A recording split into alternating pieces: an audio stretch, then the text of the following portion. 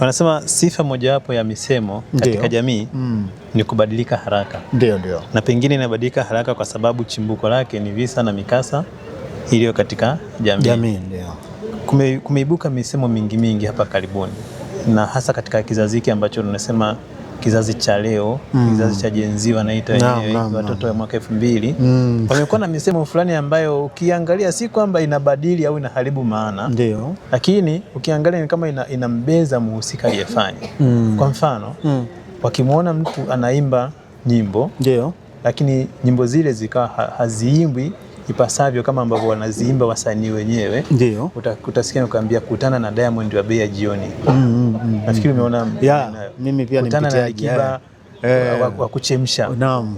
Kutana na Mayele aliyechangamka. Naam. Misemo hii ina maana gani katika lugha? Umeuliza swali zuri, na bahati nzuri mimi sio mfuasi wa kitu ambacho kinaitwa upolisi kwenye lugha. Unajua lugha haihitaji upolisi, yani haihitaji kanuni zile ngumu. Lugha ni kitu ambacho chenyewe hata kwenye fasiri tulisema ni sauti za nasibu. Ndio. Si ndio? Ndio. Lakini watu wanakubaliana katika kuwasiliana, maana yake wanaelewana. Kwa kwangu mimi hivyo ninaona ni sehemu tu ya mapambo ya lugha, mapambo ambayo yanaibuka hapa na pale, yanaibuka wakati huu mpaka wakati mwingine, na hauwezi ukayazuia na haitakiwi pia kuyazuia. Na ni mapambo ambayo au ni misemo au misimu ambayo inazaliwa wakati hadi wakati kama ulivyodokeza mwenyewe. Ndiyo. Sasa dhima zake zipo nyingi, lakini mimi huwa naiona kubwa zaidi ni hiyo, kwanza kama mapambo, lakini ya pili ni kueleleza wakati fulani. Yani miaka 30 ijayo hichi tunachokizungumza sasa hicho hakitakuwepo. Ndio. Yani hii misimu na pengine haitakuwepo, lakini tukiikumbuka tutakuwa tunakumbuka wakati kama huu, si ndio? Kwa mfano wewe umesema hiyo, kuna wakati fulani, wakati barabara ile ya mabasi ya mwendo kasi, nakumbuka yale, yenyewe kumbuka ni makosa yale, sio mabasi ya mwendo kasi, yale ni mabasi yaendayo haraka, sio kasi. Hayaendi kasi yale, yanaenda mwendo tu wa kawaida, ila yanaenda haraka kwa sababu hayakutani na kipingamizi.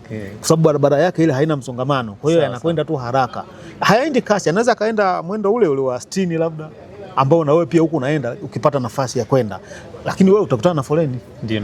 Kwa hivyo hiyo mwendo kasi ndio imepita hivyo, lakini kwa kweli ni basi ya mwendo kwa haraka. Sasa nasema wakati ule serikali imeanzisha ile mabasi, unakumbuka ulikuwa na huo msemo tena, labda anachorwa paka ana miguu 8 au miguu 10, anasema paka wa mwendo kasi. Anachorwa mtu ana pua kubwa, anasema pua ya mwendo kasi. Unakumbuka? Ndio. Leo ishapita ile na ishasahaulika, lakini mimi nikifungua makarabrasha yangu mtandaoni au wapi, nikikutana na huo msemo unanikumbusha kuingia kwa aina ile ya usafiri ndani ya nchi.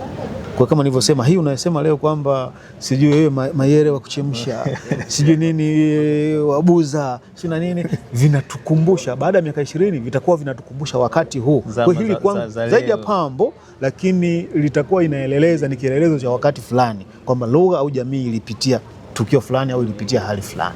Kwa hiyo kwangu sina shida, tena ninafurahia, na hivyo ndivyo vitu ambavyo mimi huwa na virekodi sana. Yani kama nilivyokuambia, napenda kushughulikia vitu vile vinavyoona vya hovyo. Sawa. Unaelewa Kwa hivyo, na kuna wengine unaona wanakuwa wakali sana kwenye misemo kama hiyo. Mimi huwa nawaambia hii ni lugha. Lugha haihitaji upolisi.